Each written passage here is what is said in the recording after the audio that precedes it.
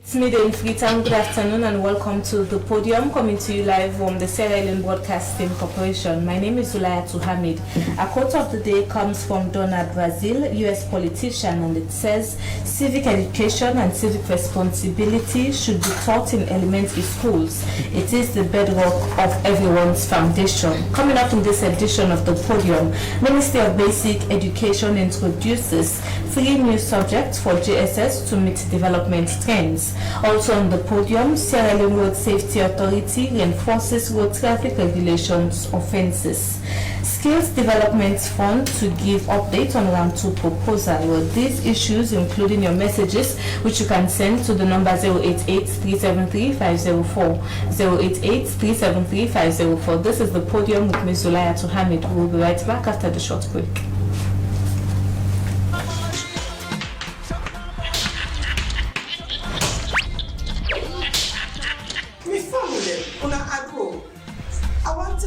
But the latest game at all, then call them Scratch and Win. Scratch and Win? Yes, a game way easy for play, and it can make you be millionaire with just one great ticket where you go buy.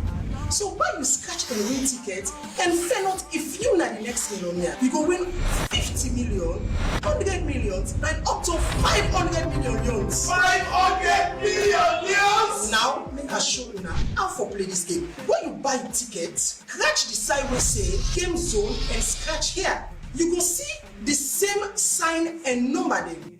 But if you fail not say, you see 3 of the same sign or number them, now you ticket, just no say number now, you don't win that prize day.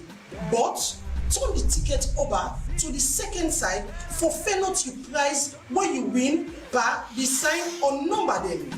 Well, now you that. But wait, how we go get waiting we win? Just show your ticket to any Scratch and Win agent, and quick one, it go give you your money where you win.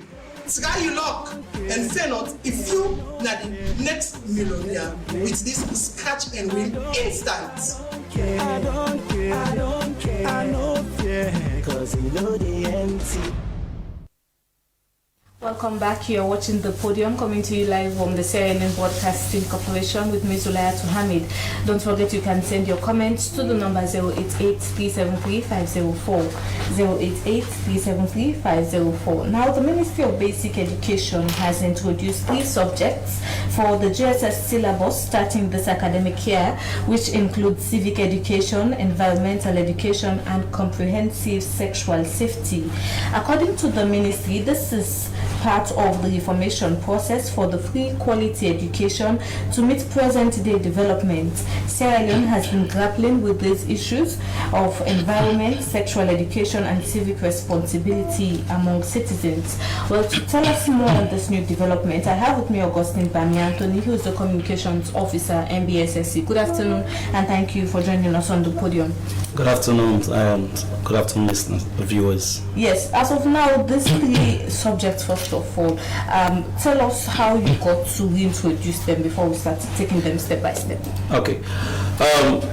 Of course, people already know that government, through the Ministry of Basic and Senior Secondary Education, is providing a free quality school education for over 2.6 million pupils in this country.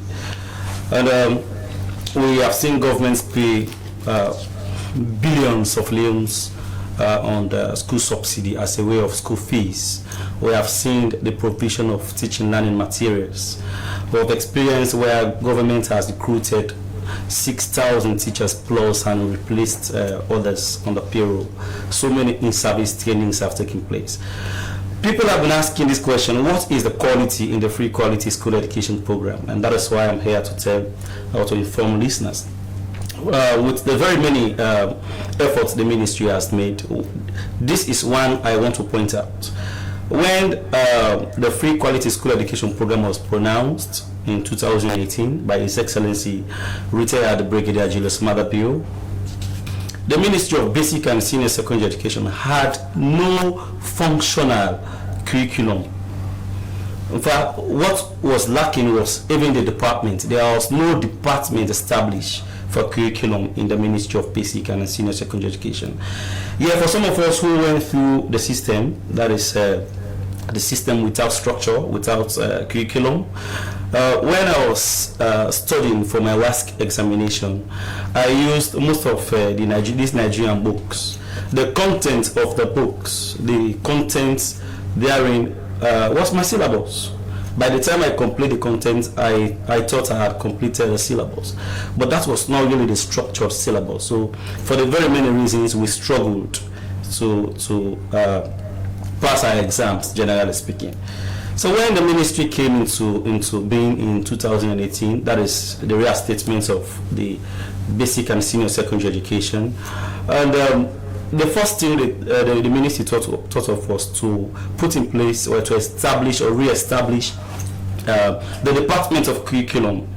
So as I speak to you right now, there is a functional department of curriculum in the ministry with professionals, personnel who know it. So they went ahead to develop the curriculum framework, that is the guiding principle to developing syllabuses. So they have also developed the basic education syllabus as a department, and that has been rolled out to the nation by way of conducting national training of trainers, wherein officials from school authorities, subject specialists from regions and districts was assembled. So in there we introduced three major new subjects, where they are not really new subjects, so to speak. That's why we said we want to reinstate them. These subjects have bearings with other subjects that have been existing already, and that's what we did. So that's where we are at the moment. Okay, as of now, I'm sure that at least JSS pupils get to deal with at least 10 subjects. So with the introduction of these 3 new subjects, don't you think it will burden those kids? Okay, I think I agree with you to a large extent, but what we need to think about is the importance of the subject to real life situation, the importance of the subject to providing the fit for purpose type of education that the ministry wants to provide. By the time we think of that, we will not imagine how much it will cost the kids to really grasp the opportunity. So to quickly run through that, we have introduced 3, as you rightly said, new so to speak, new subjects. Civic education is one. And second is environmental education, as you rightly put, and the third one is sexuality and comprehensive safety. Okay, I want us to go into the sexuality and comprehensive safety.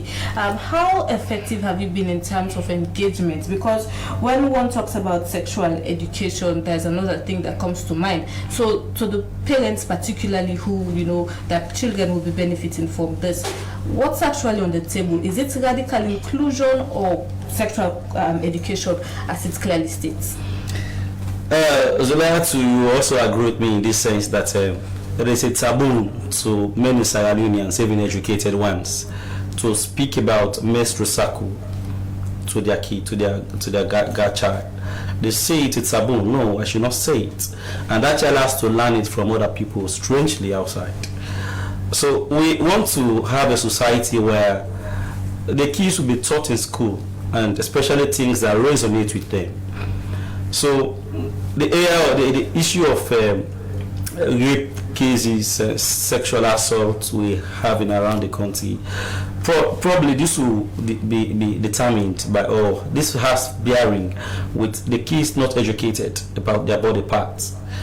So, as you rightly said, with the introduction of radical inclusion, where we want to have people know themselves and realize their potentials, we saw it but very expedient to let the teachers start teaching these things to the kids. When you say know themselves, what do you actually mean? Because yes, the body parts. Yes, that's for one. Let me come in. That's the body part area, but again, because of developmental trends, when you speak of radical inclusion, sexual education, internationally it deals with whether one chooses to be lesbian or gay. So I want to know clearly if that will be part of the education. No, we are not preaching, we are not telling people to, we are not clear about if you are a gay or you are a bisexual. That is not our focus. It's not our focus. Our focus here is to let the kids understand that, for example, you should not be touched by your private part. Somebody, carelessly, this big called guys nowadays will just be slapping the waist of guys like this. This is my wife, touching their breast. No, we want to discourage that. The kids must be taught in school that is unavoidable. It's something that they should not accept. That is one. Then before this time, there was what we call family life education in school, something like that. And it was just there to teach about how you take care of your family when you have grown a little matured, how to take care of your environment, how to take care of yourself, how to take care of people. So that is what we want to inculcate into the kids, to understand how to take care of themselves. Okay, so do you have plans to, as a form of strategy, to evaluate all of what you will be doing with the introduction of these 3 new subjects, to see if it's beneficial, if it's necessary? Are there plans for that? In fact, these things will evaluate themselves. Let me just say something about environmental, for example, environmental education. We see all over the place people are engaged in deforestation in order to either burn out coals or for timber logging, so, and the effect has been global warming. The effects have been the flooding we have suffered in Sierra Leone. So these children now we are teaching have to now be like the ones who will be telling their people around the communities, this thing we are doing is the effect of this. It's not good for our society. For example, also for civic education, there are very many people who cannot even correctly recite the national anthem, and they are educated. We want to have a society where people will know their nation, their country. People will know what their country stands for. People should be able to interpret basic public interest. And I think you will embarrass certain people, including me, probably, to let me tell you whose face is on the 5,000 note. This is basic civic education. We want people to understand why do you think we have so many void votes across the country when it comes to national elections? It is because people are not educated civically. So we want to now teach the kids from the basic education level to understand why first they vote, what is their responsibility, and going forward. Okay, catch them when they're young. That is what we want to do. Okay, thank you very much, Augustine Bami-Anthony, Communications Officer, MBSSE. We're moving on with the podium. Don't forget you can send your comments to the number 088-373-504, 088-373-504. The Ministry of Technical and Higher Education is implementing the Skills Development Fund to give strength to the middle-level manpower. The Skills Development Fund is an innovative challenge fund that supports demand-led training and skills development geared towards addressing key challenges in the labor market with regards to stimulating job creation and growth of the economy. To further the discussion on the significance of the Skills Development Fund as well as its call for concept notes, also known as Round 2 proposal, I have in the studios the Assignment Manager, Skills Development Fund, Peter Kandane. Good afternoon. Thank you for joining us on the podium. Good afternoon, madam. Yes, let's start with the background of all of this. What actually does it entail? Yeah, as you rightly said in your intro, the Skills Development Fund is an innovative fund. It's an innovative challenge fund. That is to say, the funds are available, but people would have to apply for it and compete for it. So on that basis, it's a challenge fund. Now, what is this about? The government of Sierra Leone and the World Bank have put together some funding to make sure that we introduce demand-led skills training. Used to be you could go into any technical institute. They have already developed syllabus, already developed curricula, and you choose exactly what you want to do. You want to go into plumbing, for instance.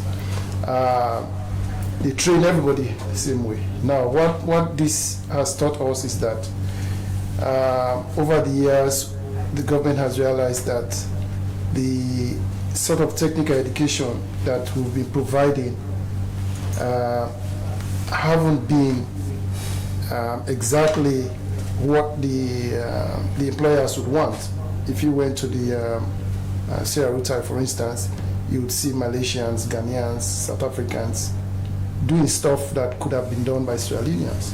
But when they advertise for these positions, for instance, they say they want industrial welder, Sierra Leoneans go, people that have been welding, car parts. They do not meet those requirements.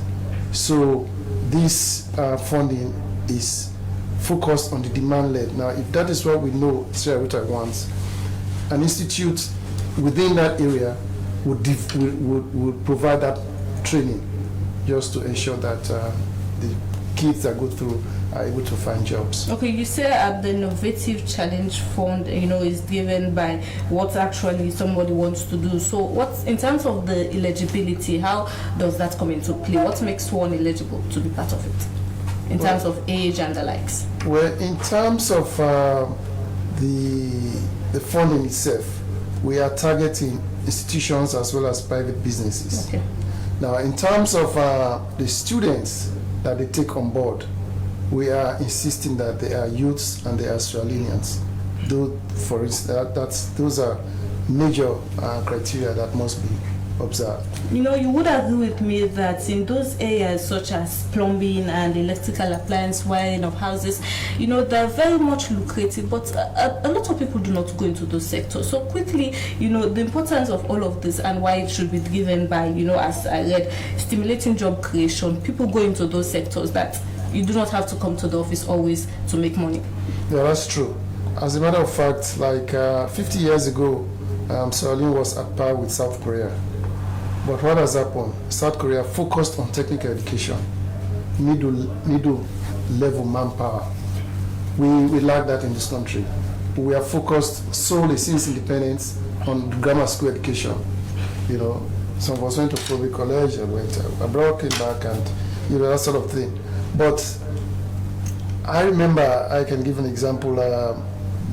Back in Canada, one day we wanted somebody to come fix one of the feet of a table. Went online, got somebody. A lady showed up within 2 hours, within less than 1 hour. She charged us $120. We gave it to her, and she was gone. She was going to another place. This is the sort of thing we want to encourage in this country. You are able to just get somebody to come and do it professionally very well. We have masons here, we have electricians here, but we have plumbers. But they come the next day, the plumber will fix something, the pipe is leaking. But so you want to make sure that you have professionals, and when they are trained, they are given certificates that are accredited by the government of Sierra Leone. Okay, so let's talk about the different areas you'll be working on in terms of the middle level manpower job creation. Okay, government has identified 6 areas of interest, 6 sectors: agriculture, construction, fisheries, ICT, mining, and tourism. Okay, let's take ICT for one now. A lot of emphasis again is being placed on, women empowering themselves in terms of, technological gadgets and moving forward. So in terms of the response to women who will be going into this, give us, what actually would be on the table.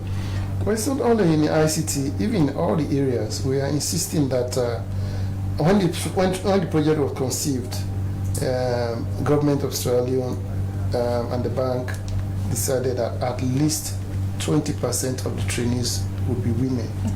But we have insisted as a secretariat that we give more preference to the women. As of today, 48% of all the trainees are women, and we are hoping that with this second round we will increase that number to 50 or even go beyond that. The reason being, women have been left behind a lot. So it's not only in ICT, but in all these other areas, we are insisting that women play a major role. Women are involved in the training as well as being the trainees as well. Okay, let's go now to agriculture, which is also one of the areas that you'll be working on. I think it was about a month ago, the Deputy Minister of Agriculture was here, and he placed a lot of emphasis on grow what you can eat. So at this point in time, the production is one thing, but storage and bringing the items to free time is also another issue that makes production a hindrance, or the crops a hindrance. So in that area, producing goods in Sierra Leone, items for feeding and storage facility, would that also be factored into your findings? Absolutely, we are encouraging that. In fact, one of our beneficiaries, one of the people that benefited from this is a group known as the West African Off-Grid. They are focused on introducing solar technologies into agriculture. Using solar, we are able to train youths in solar irrigation, solar drying. I mean, these are all things, especially you mentioned about post-harvest losses. With solar drying and other means of drying using technology, you could actually produce better quality food, because then you will not have animal waste or dust and all these things going around the place as it is now currently happening. Okay, so how long will this training last for? And in terms of number, how many people are it catering for? Well, the project had required us to at least train 8,000 people before within the 4-year period. But as of today, we have registered 17,000. So we've already gone past that mark. Out of these 17,000, almost half of it are women. So, yeah. Okay, thank you very much for taking your time to talk to us. He is Peter Kandane, the Assignment Manager Skills Development Fund. Don't forget you can send your comments to the number 088-373-504, 088-373-504. Moving on with the podium, as a way to ensure vehicle owners and users adhere to the road traffic regulations, the Sierra Leone Road Safety Authority has reinforced the road traffic offences for public service vehicles, which ranges from overloading, driving licenses, passenger manifests, drinking, smoking, reckless driving, alcohol, and driving non-roadworthy vehicles, among others. The offences has penalties or fines, and some of which are arrestable. Even with such spelled out offences and their fines, public service vehicles continue to flout the law. But how knowledgeable are public service vehicle owners with these regulations and fines? I have in the studio Abdul Dumbuya, the PRO SLRSC. Good afternoon. Thank you for joining us on the podium. Good afternoon. Thank you very much. Yes, the awareness, of all these, fines. Well, you call it reintroduction because they were always there. How far have you gone with making them aware? Let's take, for example, the public service, the public transportation, the Pudas, for example. Yes, that is why we are doing this campaign all over the country, so that people will know some of these most common offenses. Some of these common offenses, like you rightly said, failing to produce license on demand. If a license is demanded by an appropriate authority, that is the police or the road safety corps, and you fail to produce it for inspection, you have committed an offense. So, and these are very, very common offenses. You see, somebody will just, when the license is demanded, he will just say, look at my license, but you should actually surrender it to the appropriate authority, defined as the saloon police or the road safety corps. If you fail, then also the vehicle should have the following: triangular reflector in case of breakdown, wheel puller, inflated spare tire, fire extinguisher. All of these should be in the vehicle. If the vehicle is flying and you are requested to produce any one of these things and you fail to produce them, it's an offense. So because these offenses are very common, especially for public service vehicles, Poda and taxis, That is why we have decided to intensify the campaign for people to be aware, because these laws have been in existence since 2011, some of them since 2007. So we are taking them to lorry parks, to other public places. Okay, I see most of the fines here are 400,000 leones at least, and others 300, and some of which some arrestable. So let's take the first one: carrying excess passengers on a taxi. Due to COVID, first of all, a lot of measures were put to help curb the virus. So as of now, that is the first thing. But you move around, you get to tell taxi drivers or poda drivers, I'll have to pay double or triple, and they tell you just come in. So in terms of that 400,000, would it be an on-the-spot payment, or do they have to go to SLRC? The regulation says on the spot. Okay. If the ticket is issued to you, you have to pay on the spot, or the vehicle is clamped and towed to the headquarters or to the facilities of the SLRC. That's the law. That's what the law says. And if you fail to comply within 72 hours after that ticket is issued, the vehicle is towed, you stand the risk of being charged to court. But if you fail to come to reclaim your vehicle within 6 months, you stand to forfeit the vehicle to the state. Okay, before we go to the other areas, don't you think 400,000 leones is a little bit too much? No. In fact, this law was passed at the time when the leone was 400. The $100 was 400,000 at that time. So we still, in fact, some people are saying we should review, because offenses of overloading are very, very common.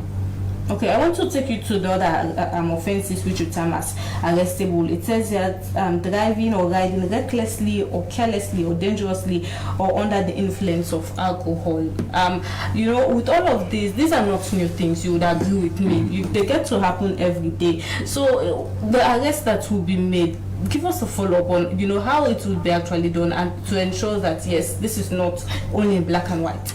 If you are following the news, we have entered into an agreement with the Sierra Leone Brewery Limited, and they have given us a large consignment of brutalizers. These are equipment you use to test the alcohol content on somebody, and the law is clear on that. Once it is established that you have the content that is above a normal life, that can impair your judgment on the road, then we hand you over to the police for police to charge you to court. That one is not a ticketable offense. Okay, and I see also eating is also an offense now. To drive and eat is also part. It has been an offense since 2011. Since 2011. Whatever you are eating, because it causes this distraction.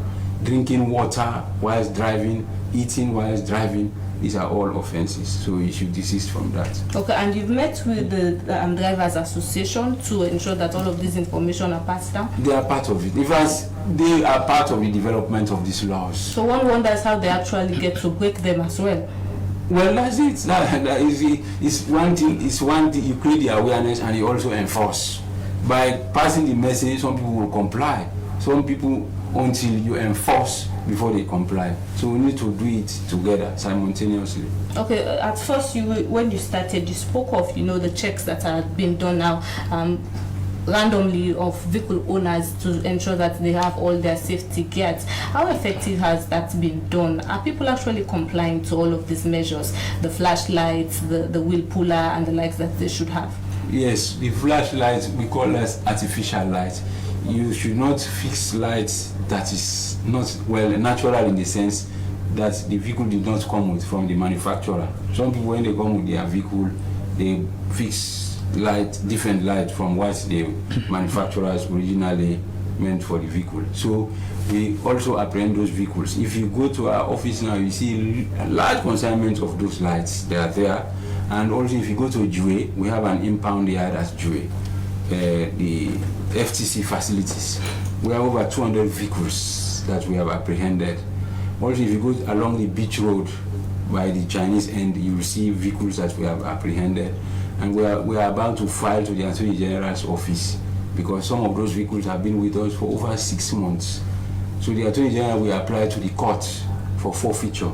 So very soon we'll publish on the newspapers the list of all those vehicles for the owners to come. If they fail to come within a certain period, as directed by the Attorney General, they will be forfeited. The Ministry of Finance now will nominate a licensed auctioneer, and they will be disposed of the money paid to the consolidated fund. You know, it's good you brought up the light aspect, because a lot of these commercial vehicles have this bright lights, very, very bright light that get to penetrate on other drivers, and at the end of the day, you know, cause mayhem. So, you know, in moving forward, in those particular areas, let me give you, for example, at Joe, you get to find a lot of them there. You know, it's selfish interest. They want to see as far as they want to go, but at the detriment of another person. So, those key points, Waterloo, Joe Junction, and the likes, would you go there to make checks, first of all, to ensure that, yes, you know, before all of this will be implemented, they get to stop?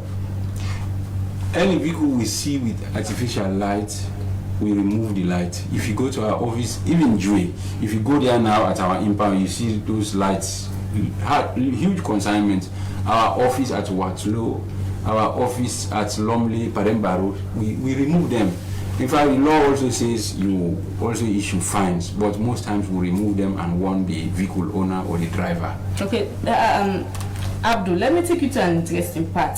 Driving vehicle with tinted glass were not approved by the Sierra Leone police. You know, a lot of vehicles as of now already have them. So let's start with them. Those who already have that, you know, has not been approved rather by the Sierra Leone police. What would be their fate before going to those who will still go further to take it? We are in consultation with the Inspector General of Police Office to come up with an operational order to address that, because if you want to tint your vehicle, you need to get clearance from the police. Otherwise, if you don't produce that clearance, your vehicle will be... Is it that... Yes, please continue. Your vehicle will be impounded and until the tint is removed. Is it that you've observed a lot of, well, bad activities with those vehicles that have tinted glass covers, or what led to all of this? I want to... Well, as you said, bad practices. You see vehicles with covered number plates, expired TVR. In fact, last week we had a meeting with the Ministry of Internal Affairs. We are giving a directive to the toll gate not to allow any vehicle with covered number plate to pass through.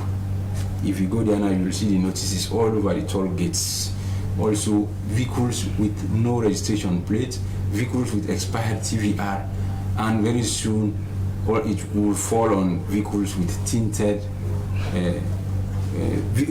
vehicles will fall on them. Okay, thank you very much for taking your time to talk to us. We will be continuing the rest of the program with other areas that you have lighted on. Don't forget you can send your comments to the number 088-373-504. My name is Zulaya Hamid. We're going for a short break. We'll be right back.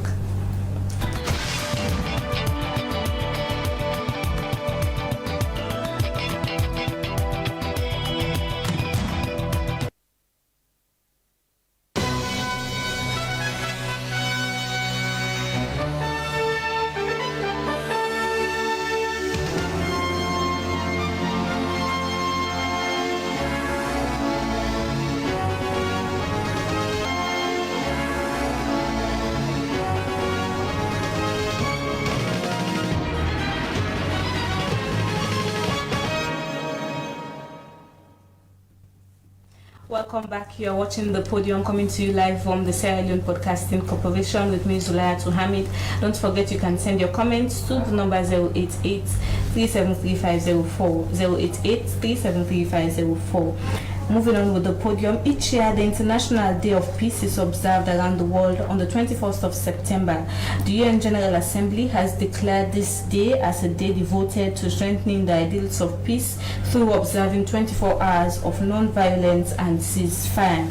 In 2021, as we heal from the COVID-19 pandemic, we're inspired to think creatively and collectively about how to help everyone recover better, how to build resilience, and how to transform transform our world into one that is more equal, more just, equitable, inclusive, sustainable, and healthier. The pandemic is known for hitting the underprivileged and marginalized groups the hardest. By April 2021, over 687 million COVID-19 vaccine doses have been administered globally, but over 100 countries have not received a single dose. People caught in conflict are especially vulnerable in terms of lack of access to healthcare. In Sierra Leone, due to 11 years of civil war, the society is mindful of the importance of peace. As a way to observe the day, Civil Peace Service Network and its partners will be embarking on a peace advocacy to various violent hotspot communities targeting youths. I have with me Raymond Beckley, a member of Civil Peace Service Network. Good afternoon, Raymond. Thank you for joining us on the podium. Good afternoon, Zol. Good afternoon, Fita. Yes, speaking of violence or hotspot communities, targeting them, first of all, what's your message when you will be going to those communities? Mind you, these are very aggrieved persons that you will be going to meet.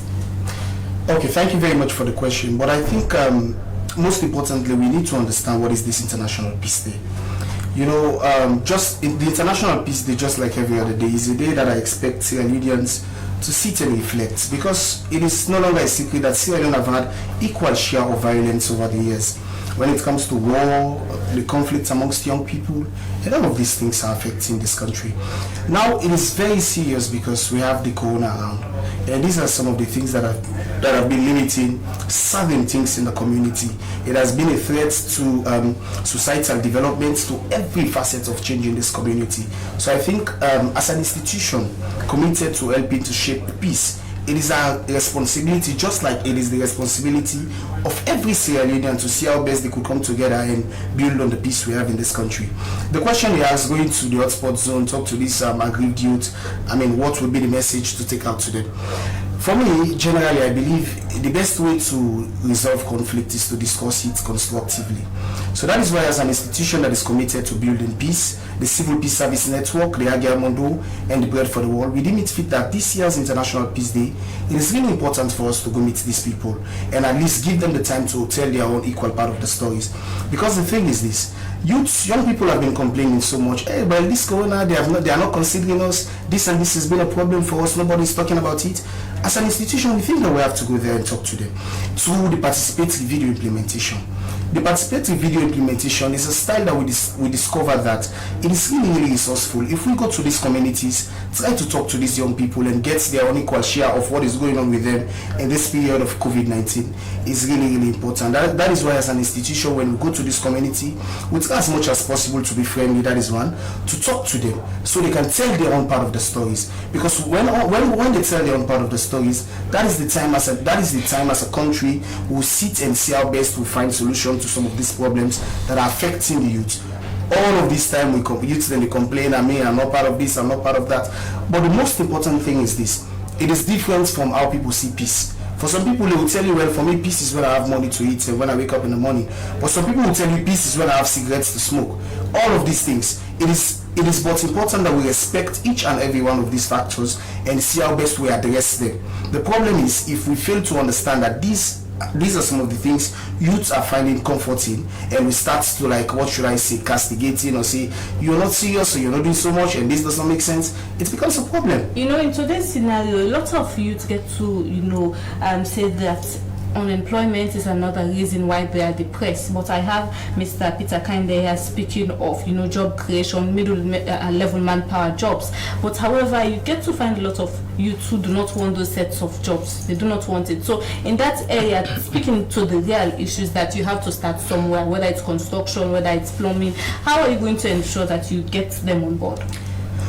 Okay, thank you so much. So you talk about employment as a problem for young people not, giving so much productive. But I tell you something, it depends. Looking at unemployment as a result why youth are not doing so much, we're not getting productivity from these young people, it depends. Because like I said, some young people, it's not about the job. Usually I tell young people, do not focus on what society gives as a result of what will impact you personally. Think about the virtues you will give back to society to impact society. positively. So unemployment is common. Young people complain so much about employment. Oh, we're not getting work, so we are not doing all of these things. We're not doing so well because we don't have a livelihood for sustainability. But here is the thing. If we create unemployment, the right ones, not to just go about creating jobs for young people, say, oh, I've created this job, let them work. But the right ones. Let's say you have to talk to these young people. What is really lacking? What do you need? What is this employment thing we're talking about? If you do not understand, then there's no way you could solve unemployment, because you have to know the problems of these young people and see how best you prefer solutions to solving these problems. Okay, speaking on peace again, it stated that they're going to observe 24 hours of non-violence and ceasefire. Well, I'm sure that's for across the world, but I wonder how that would be possible, taking into consideration here Sierra Leone, somebody might throw a marquee paper of a friend. These are the real issues. So, in speaking of peace and everyday activities that gets a youth irritated, is very easy. I understand, it's so difficult to reduce the acts of violence, more especially in this contemporary society. But I think, like I said when I started making my statement, it is really important for every Sierra Leonean to be peaceful, because, like I mentioned, Sierra Leone have had equal share of violence over the years, and not to think a new thing to plenty people. So I think the International Peace Day is there for us to reflect and see how best peace is really important for us as Sierra Leoneans. That is why, as an institution, the Civil Peace Service Network, we decided that what can we do with this International Peace Day? We said, okay, let's come up with something like action for peace in times of Corona.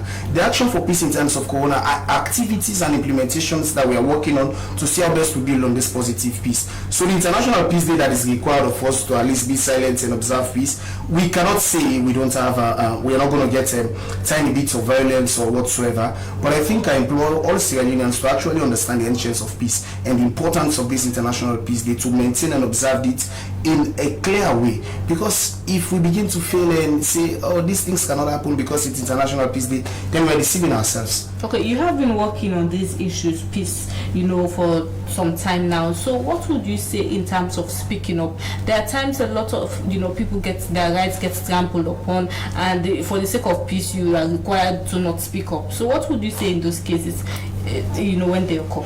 Well, I'll tell you something. Peace is a gentry for every Sierra Leonean. So if it is threatened, I think it's a matter of serious concern. So as an institution, the Civil Peace Service Network, like I said, we are committed to building peace. So we take some of these things very seriously. So at times, if we get young people complaining that they have been confronted with conflict with the law or whatsoever, we say best we address them. Like dialogue, we do several programs, counseling, and talk to all of these people that have been aggrieved of violence and all of that on a persistent basis. We see how best we address them. That is why it is Civil Peace Service. I'm going to draw some connection with Mr. Dumbuya now from SLRSA. He made mention earlier that those who have tinted glass should take them off for the sake of peace. Well, since we are discussing peace. So imagine going to somebody this afternoon and telling that person that, I know you own your car, but you have to take off those tinted glass. So how would you peacefully tell somebody that? Well, I think, like you said, peacefully tell somebody that it has to do with the approach. Because, this is our society. It's so common that people don't know how to talk to people, more especially even the law officers. When they approach people for certain things, like for instance, say, oh, you're not dressed well, dress properly. They don't do it professionally. I'm not saying that for the entire institution, but some of the police are doing things like that. So I believe if we build on a radical approach, a more sensitive one that is peaceful, I think we can have peace with those that are confronted with the law. Because if you go meet somebody, oh, I don't like the tint on your glass, I think it's not supposed to be there according to the law. Can we find a way to remove it at once and see? Well, you cannot go to somebody and say, I'm not like this thing, pull up government saying off for the day. It's not make sense. It's just like telling somebody shut up and you raising your voice and telling the person shut up. So you see, this is the problem. We have to build on the approach. The way you tell somebody certain things, it has to be professional.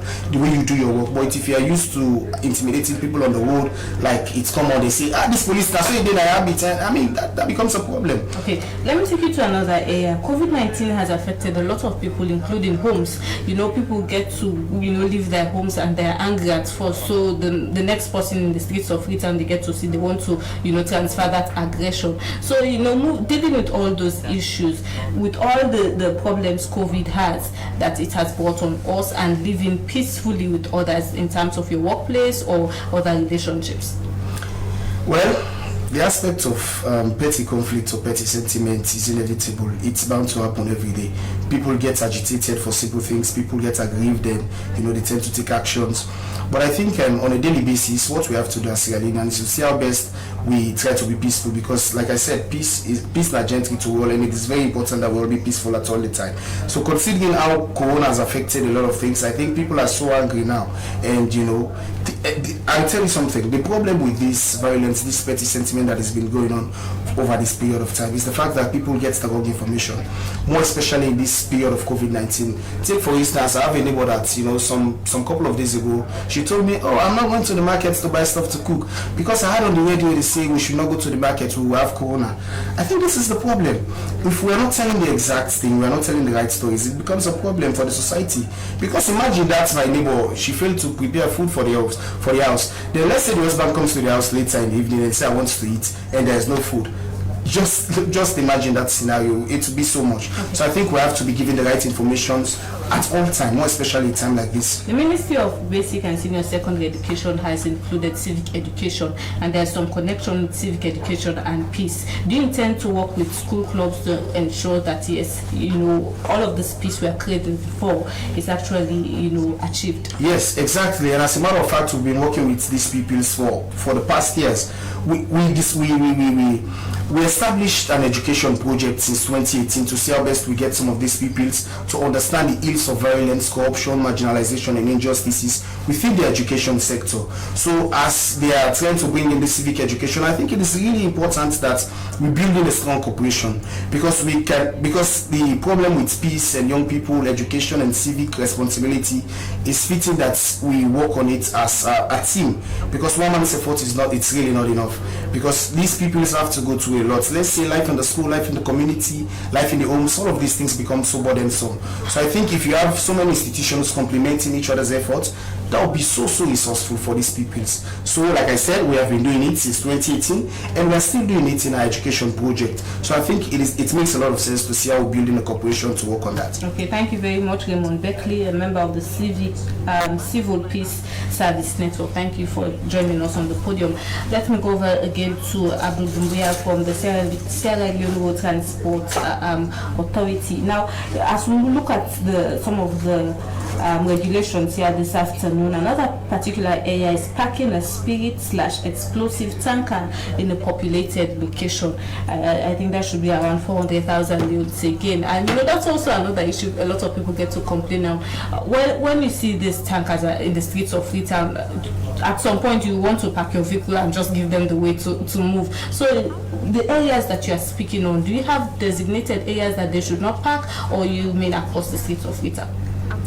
For instance, you cannot be driving a tanker and you go and park a place like Kisi Road, Frobe Road, or Sani Abacha. That is a populated area, and especially if it is loaded, because the moment there is a problem, you will cause a disaster in those areas. So that is why it is strongly prohibited for them. In fact, you hardly see something like that anyway. But we just put that in the law to prevent any attempt by them to do that. Okay, as we round up, what would you say to those who have tinted glass at this point in time? Well, they should try to get permission from the police. Go to the police, get permission. That is your protection.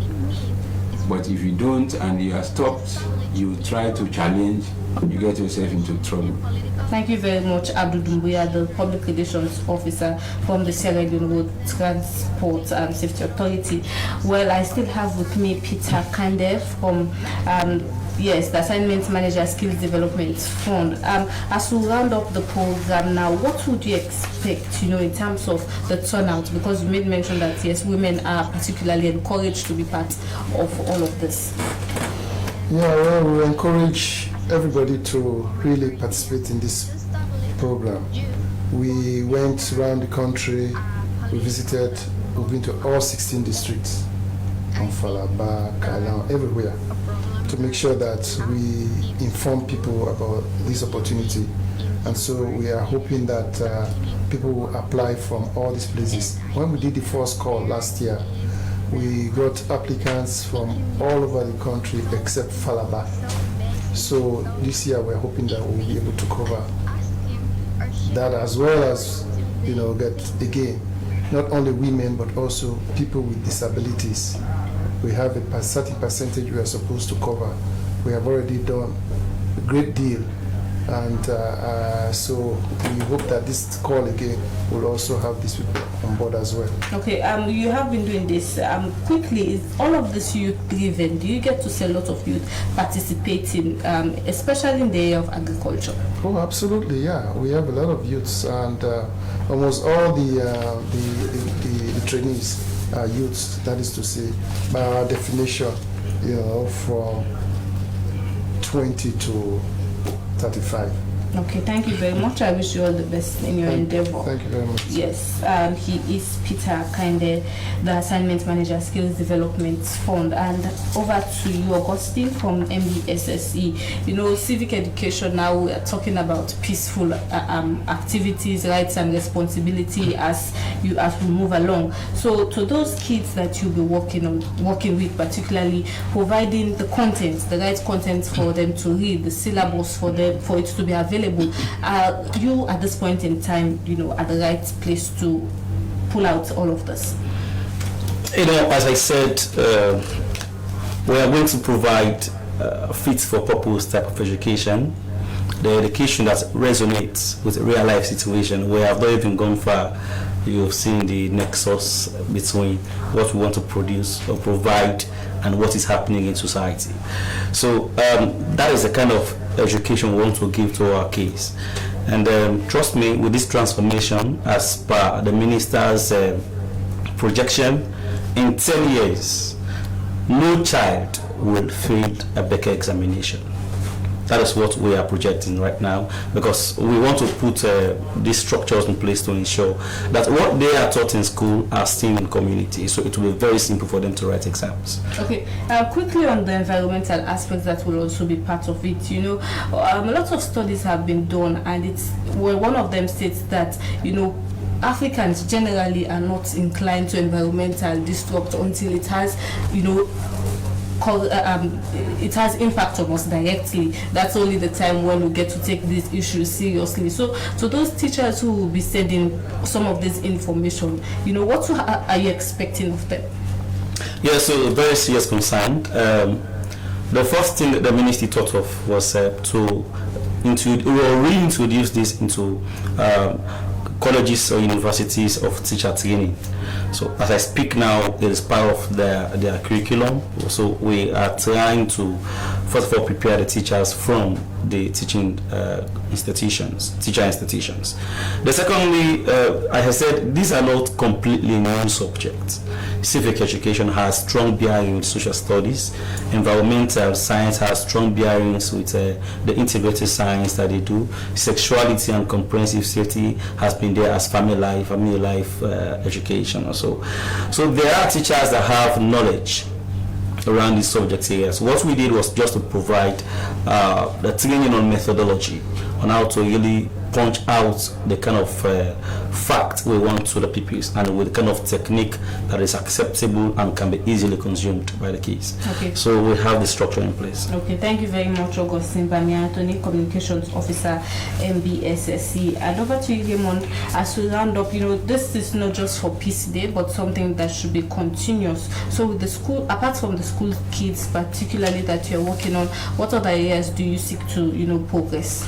Okay, so as a matter of fact, I will just say to the people of Sierra Leone that as an institution committed to building peace, education, and the safety of everyone in this country, we have been doing related programs. One is community dialogue and sensitization with community youth stakeholders, and we have been sending flyers and messages of peace all through this month, and the participatory video follows, then the education project. And also I want the people to know that on the 23rd, tomorrow the 21st and 23rd of this month, we'll be screening the participatory video. We'll screen the first video at the Tobo community tomorrow, the 21st and the 23rd. We'll screen the participatory video at the Jones Hall all. So like I said, as we draw close, I need the people of Sierra Leone to understand that as a nation, we can only progress through inclusiveness and acceptance, not prejudice and debasement, because one finger, not a big stone. Okay, thank you very much, Raymond, and over to you, Abdul Dumbuya. With all of these regulations, some of which are 400, 300, and some are arrestable, at this point in time, let's forget about the tinted glass, but particularly for compliance with all of these measures, which is for the safety of every Sierra Leonean, what would you say as well? Well, we want to encourage people. These laws were passed by the Parliament of the Republic of Sierra Leone. It's about safety, not just to make money. So that's why we encourage people to comply. It's not that the state want to make money out of this, but for the state, for everybody to go about his or her business with safety. The objective for which these laws were passed was for safety. So therefore, let us all comply. It's not to make money. Okay, thank you very much, and that's how we bring an end to this edition of the Podium.